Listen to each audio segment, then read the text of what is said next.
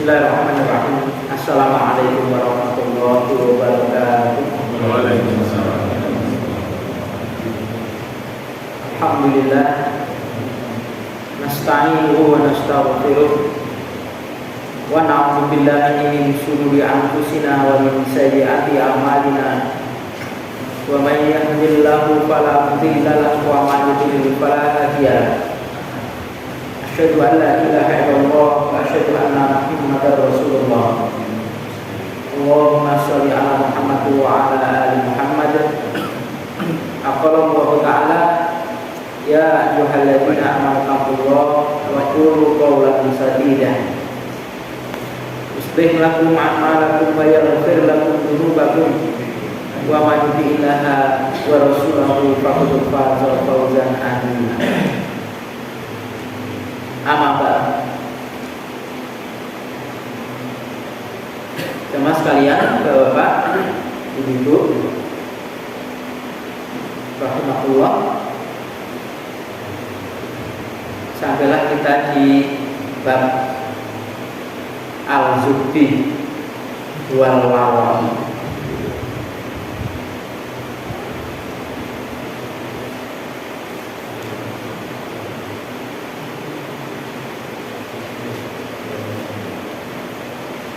Bab tentang zuhud dan wara'. Zuhud itu adalah ya, orang yang tidak meninggalkan dunia, tidak berambisi terhadap sesuatu apa yang ada dalam dunia ini. Karena zuhud kalau diartikan meninggalkan apa yang ada di dunia, karena orang pasti membutuhkan untuk keberlangsungan yang hidup ini, butuh apa yang ada di dunia ini, butuh makan ya. Zuhudnya orang kaya dan zuhudnya orang yang miskin itu berbeda. Beda-beda. Kemudian wara'. Orang ini orang yang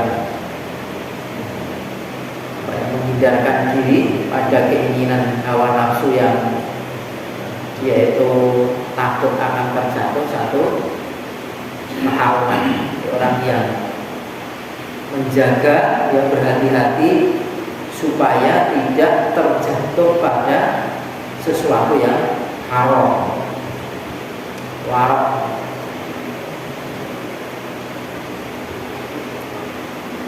Baiklah, kita lihat di hadis-hadis yang berkenaan dengan bab ini. Hadis yang ke 1281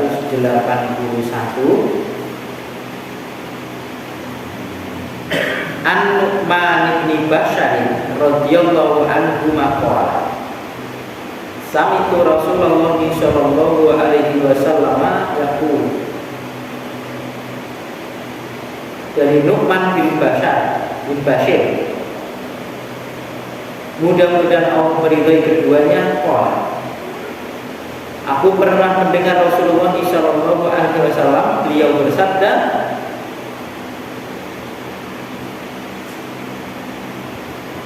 wa ahwan Nu'manu bi isbalihi ila udunaihi. Dan si Nu'man tadi memasukkan jari-jarinya pada dua telinganya. Innal halala bayyinun wa innal harama bayyinun. Sesungguhnya yang halal itu jelas dan yang haram itu jelas. Artinya haram jelas ada dalilnya, haram pun halal jelas dalilnya, haram pun juga jelas dalilnya. Wa bainahuma mustabihatun, dan di antara keduanya halal dan haram tadi itu mustabihatun, barang yang sama, tidak jelas. Dibilang haram juga tidak jelas, mau dibilang halal juga tidak jelas. La ya'lamuhunna, tidaklah dia mengetahuinya katsirun minan nasi, kebanyakan dari orang banyak, kebanyakan dari para manusia tidak mengetahui tentang sesuatu mustabihat ini. Famanit takos subuhati, maka barang siapa yang terjaga dari subhat, barang yang sama tadi, fakodis taburoh, maka sungguh dia telah bersih, lepas diri, bersih lidinihi, pada agamanya, wa urbihi, dan pada kehormatannya.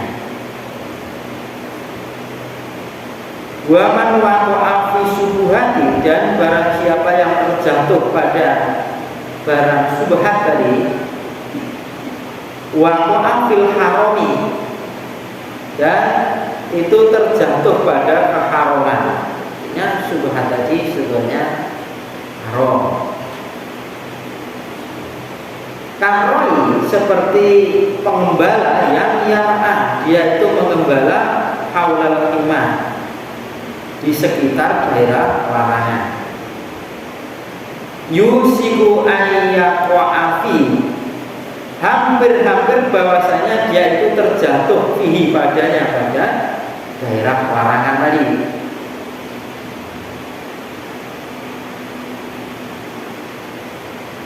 Ala ketahuilah, wa inna likuli malikin, dan sesungguhnya tiap-tiap raja himan, ada daerah larangan. Ala ketahuilah, wa inna himallah, dan sesungguhnya daerah larangannya Allah tadi maharimu, ya, apa yang Allah telah mengharamkannya. Itu daerah larangannya Allah itu apa ya? Ya Allah mengharamkannya. Ala ketahuilah, wa inna fil jasadil mudghah, sesungguhnya pada jasad manusia itu mudghatan, ada segumpal darah. Idza sholahat, apabila baik, sholahal jasadul kullu, akan baiklah jasad semuanya. Wa idza fasadat, dan apabila rusak, fasadal jasadul kullu, maka akan rusak jasad semuanya. Ala ketahuilah, wa hiyal qalbu, dia itu al-qalb, dia yang apa, mudghah tadi adalah al-qalbu, hati. Muttafaqun alaihi, disepakati oleh atasnya Imam Bukhari dan Muslim.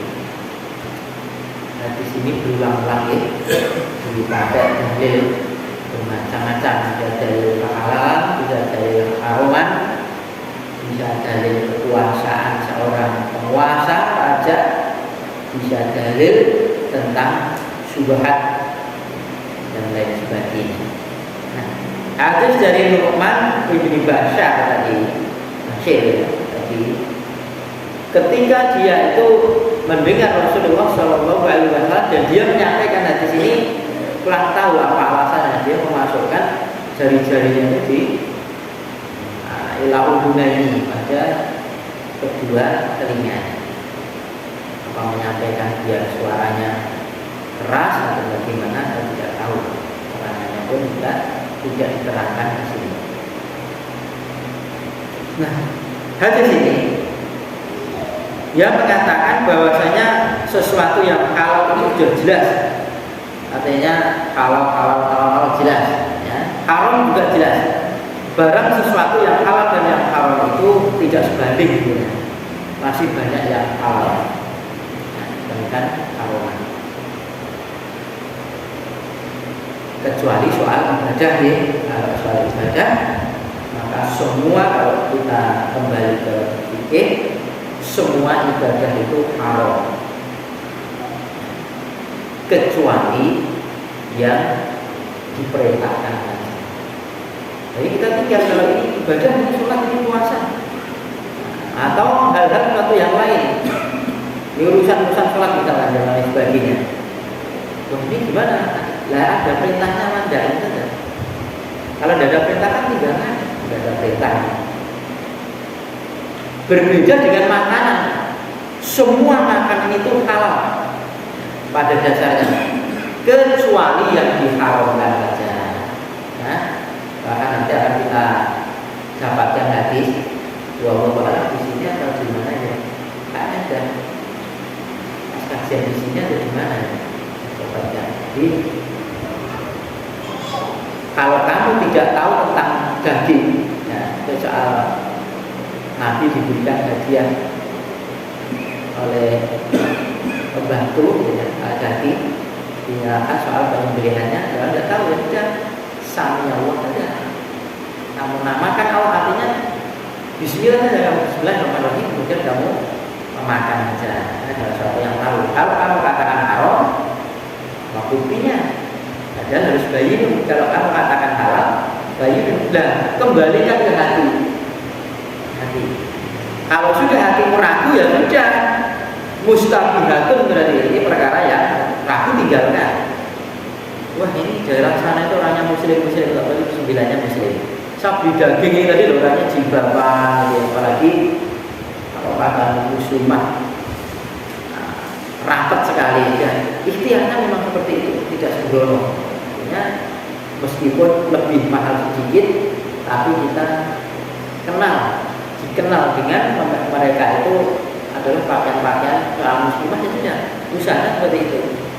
Daripada orang yang pakai jilbab, misalkan kalau perempuan ya, pakai ini, pakai ketat, pakai celana pensil itu, tapi celana kayak polpen. Nah, itu kan sudah sembrono, walaupun mungkin lebih murah.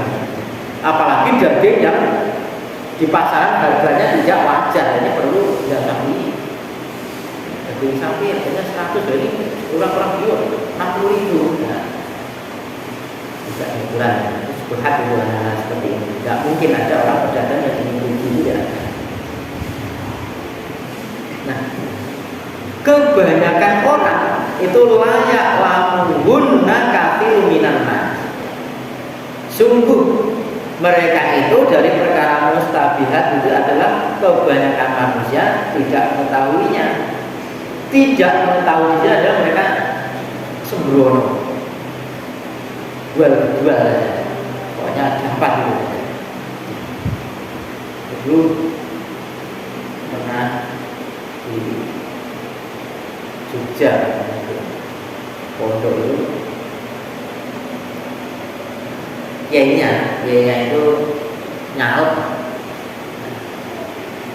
sama anaknya, dua-duanya jadi. Saat tahun 99 itu dua-duanya jadi dari busuk dari partai politik, partai dan hutang.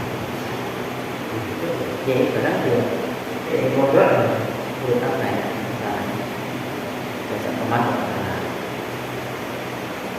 Selang dia itu setelah disahkan yang ngantor dua-duanya keluar.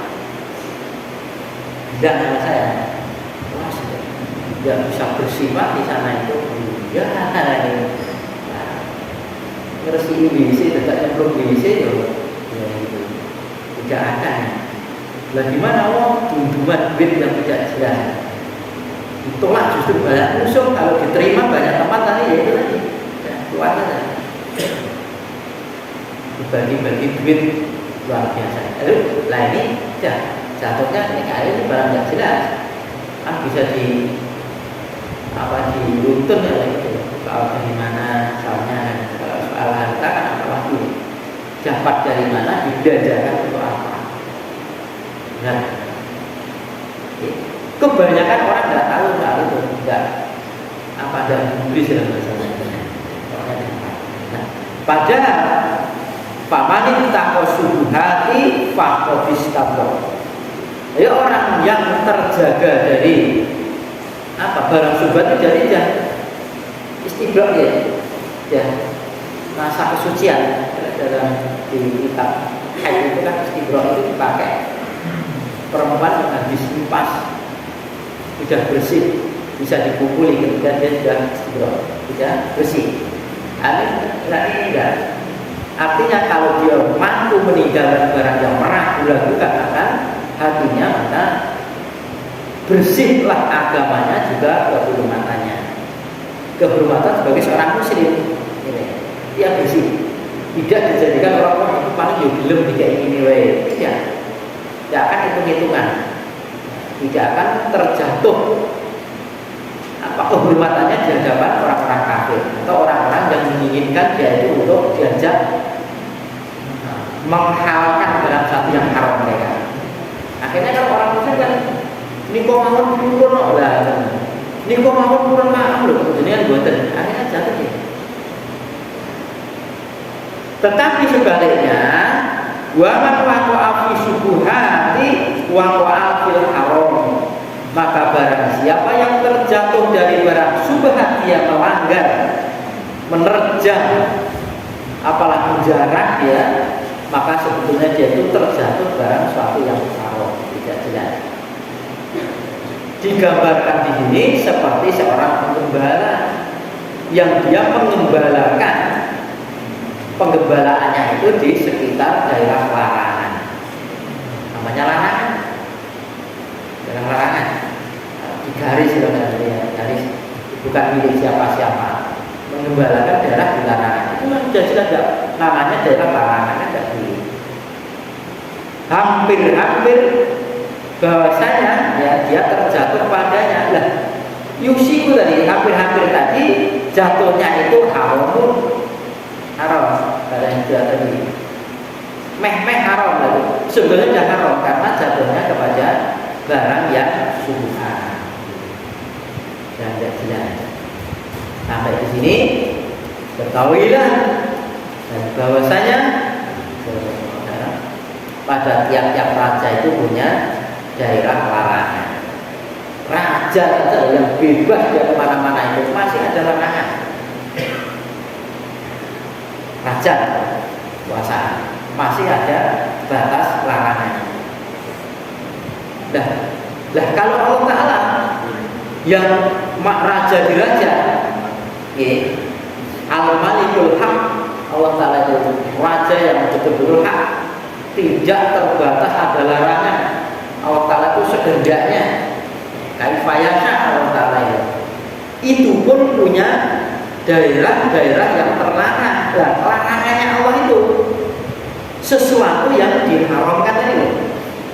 Harumannya Allah Ta'ala itu daerah larangan. Artinya Allah itu melarang sesuatu yang haram walaupun dia Allah Ta'ala itu menciptakan, maka Allah Ta'ala pun juga tidak akan menerjang barang satu yang haram, tidak akan memerintahkan meskipun dia Allah Ta'ala itu menciptakan.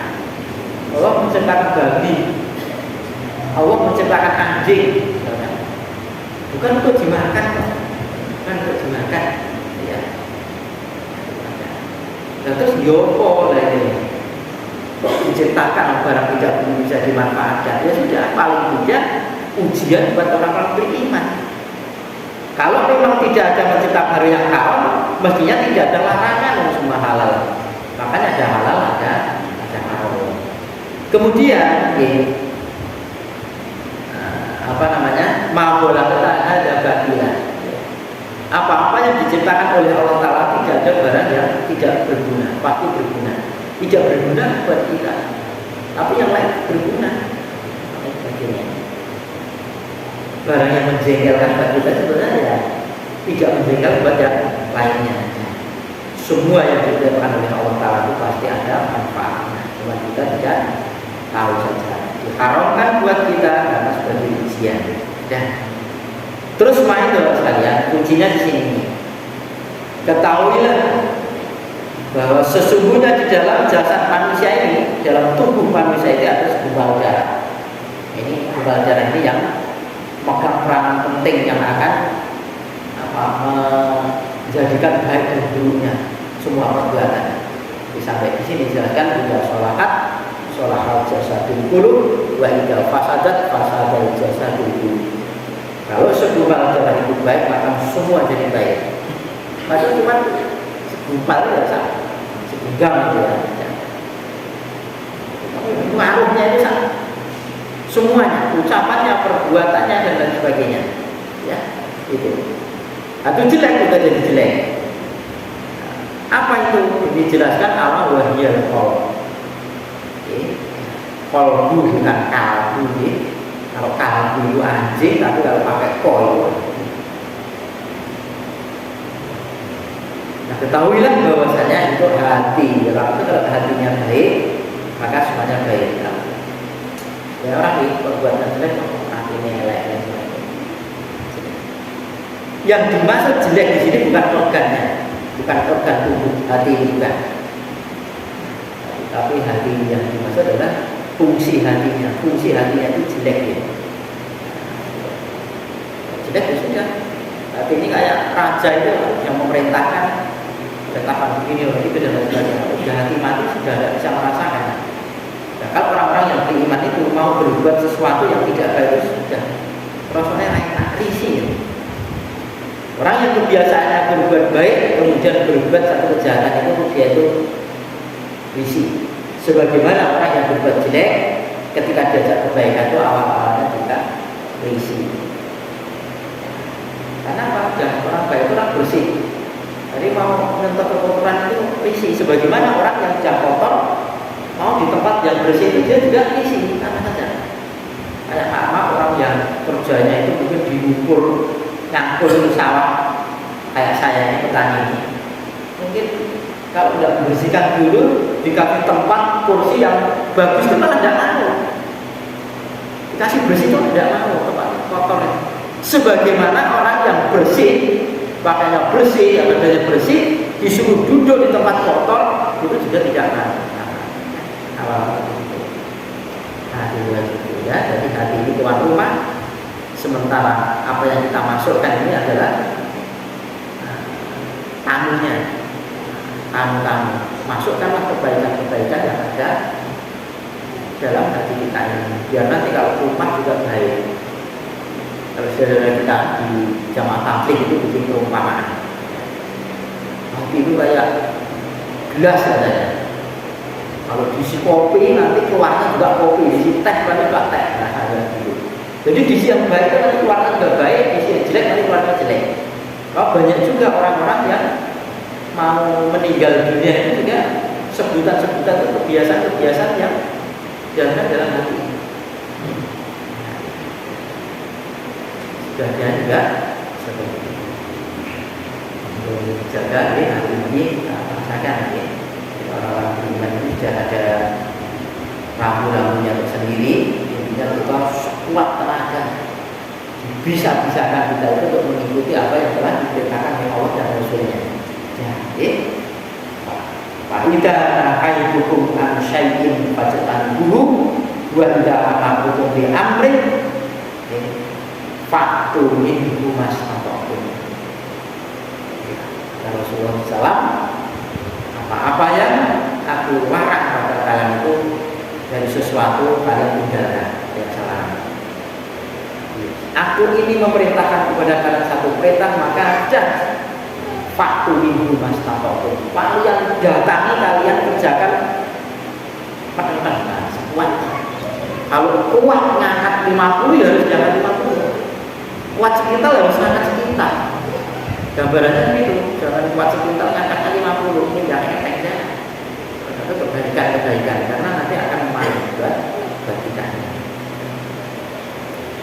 1282. Wa an Abi Hurairah radhiyallahu anhu qala Rasulullah sallallahu alaihi wasallam ta'isa Abdul Dinar, celakalah hamba-hamba dinar, hamba-hamba duit. Dinar itu kan mata uang kepingan dari emas. Wa dirham dan dirham, wa di sini adalah wa ta'isa Abdul dirham, ya, celakalah hamba-hamba dirham, mata uang dari perak.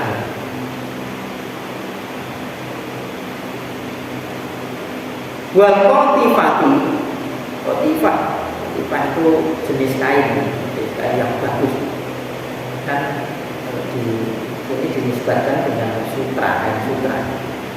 Artinya celakalah, ya, hamba sutra, hamba pakaian yang baik.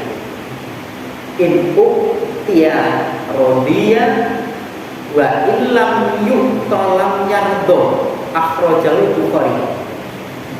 Jika dia itu diberi maka dia itu ridho, senang.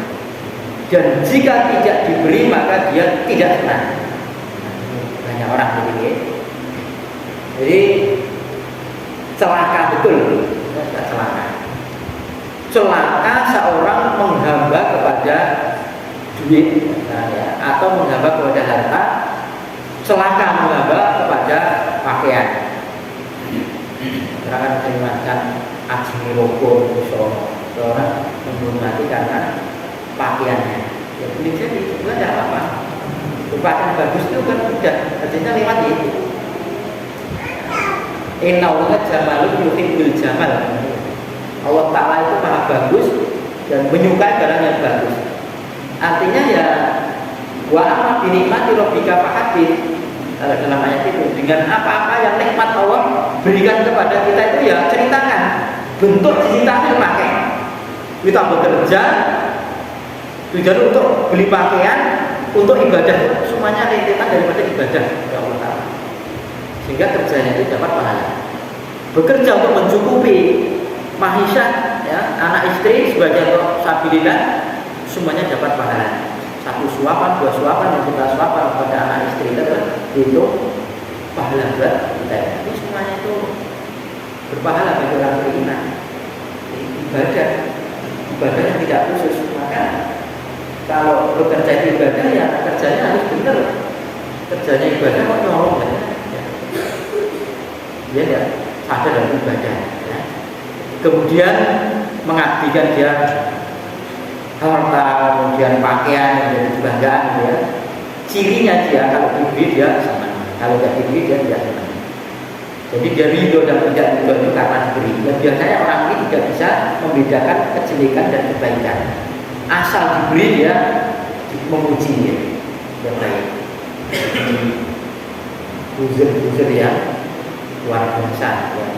Karena dia diberi maka dia membaik-baikkan, memoles-moles dalam sesuatu yang jelek, ya, ditutup-tutupi dia. Mana namanya kejelekan ditutup-tutupi kan dia rapat rambu kan. Kayak orang kena luka bres tidak diobati malah pakai baju biar tidak kelihatan.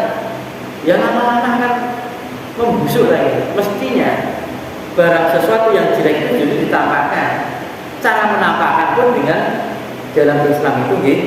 Awalnya kalau secara muslim kita halumkan diri, cari pembenarannya, betul kalau melakukan itu. Kalau betul nasihati, jangan di tempat umum menasihati, apalagi sebut nama misalnya.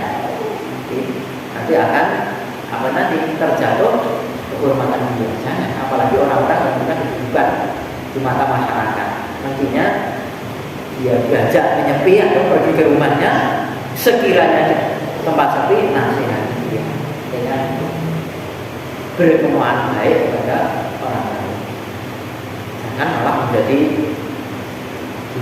apalagi di riba, apalagi di pengajian misalnya, tidak akan timbul menjadi fitnah. Yang kedua, nanti akan menjadikan orang itu penuh orang penilaiannya nanti akan berbeda-beda. Sebelum menyebar maka tutup segala bentuk kemungkinan kejelekan, biar kejelekan kaum muslimin tidak semuanya tahu. Kalau bisa baik dia baik, diberi dia itu, dan diberi dia tidak senang, berbahaya. Ini baik dan tidak baiknya karena diberi saja. Diberi ya orang baik, tidak diberi dia orang jelek. Jangan cerita seperti itu. Wa ibni Umar radhiyallahu anhu qala akhadha Rasulullah sallallahu alaihi wasallam bi Bayyin. Dan dari Ibnu Umar radhiyallahu anhu qala Rasulullah sallallahu alaihi wasallam memegang dengan pundakku. Faqala maka beliau bersabda, kun fid dunya ka'annaka gharibun. Jadilah fid dunya pada kehidupan dunia ini ka'annaka seakan-akan bahwasanya engkau itu gharibun, orang yang gharib, orang yang asing.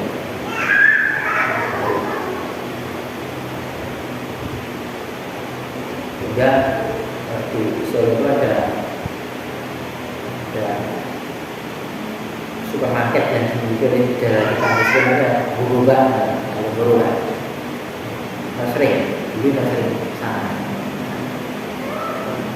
jualan suah, sauda, dan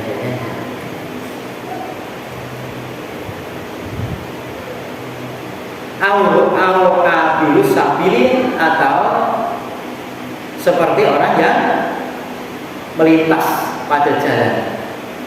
Bahkan Ibnu Umar dan adalah Ibnu Umar berkata, "Idza amsayta falatan taliris sobaha." Apabila engkau itu di waktu sore, maka janganlah engkau itu menunggu di waktu pagi, subuh pagi.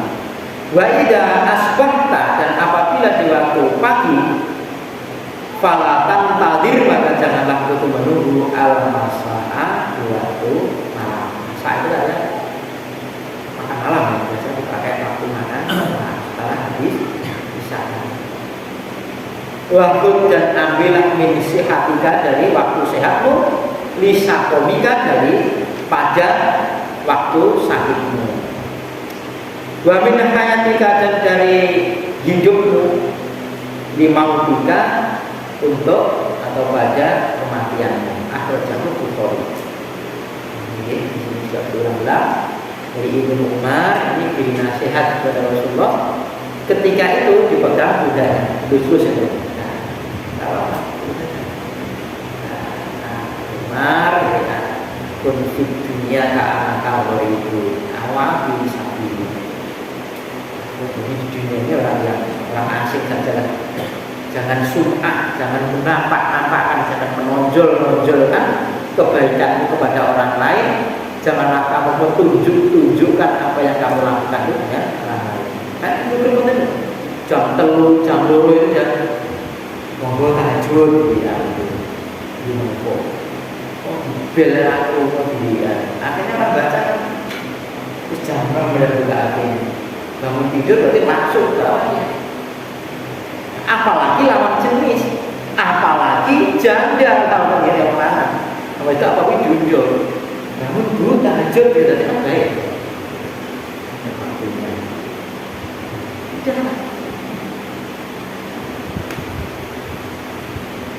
Nah, yang dimaksud, tapi kalau yang dimaksud ini asing itu adalah menyembunyikan di keranjang orang lain barang yang akan dia lakukan. Maka sedekah dengan sembunyi-sembunyi ini, kalau dia bisa melakukan, dia takut nanti tidak bisa menjaganya, maka itu lebih baik.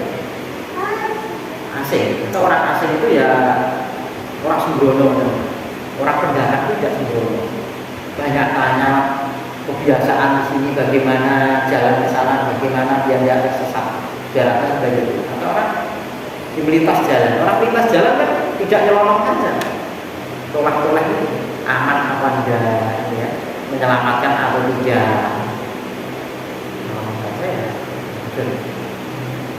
Kemudian setelah diberi nasihat seperti itu, Ibnu Umar kemudian, dah kalau di waktu sore kamu bisa melakukan kebaikan, maksudnya gini, kamu ada kesempatan, jangan tunggu besok, lakukan sekarang. Apalagi sedekah, begitu ada niatan sedekah, dah cepat, nanti setan masuk. Begitu setan masuk itu nanti sudah kebutuhan begini dan begitu dan lain sebagainya. Ya. Kalau itu di waktu sore jangan menunggu waktu pagi, waktu pagi pun jangan menunggu sore. Lakukan itu saat itu juga. Belum tentu kita bisa hidup sampai sore. Kalau waktu sore belum tentu bisa hidup di waktu pagi yang itu. Nah, ambillah waktu sehatmu sebelum kamu sakit. Nanti udah sakit tidak, tinggal andai saja, tinggal berangan-angan. Bisa sehat nanti begini dan begitu, jangan seperti itu. Nah, kamu tidak sehat, atau yang lebih lagi ini waktu hidupmu sebelum kamu mendatang, sebelum kamu kematian. Jangan sampai orang itu sudah gelo aja. Kok bisa begini dan begitu dan lain sebagainya. Nanti saya ini orang penyesalan. Dan setiap penyesalan itu pasti di akhir, tidak ada penyesalan di awal. Sekalian beberapa nasihat, mari kita juga berusaha supaya mungkin hadis-hadis Rasulullah SAW yang kita ketahui jangan berhenti pada kita. Kalau kita menginginkan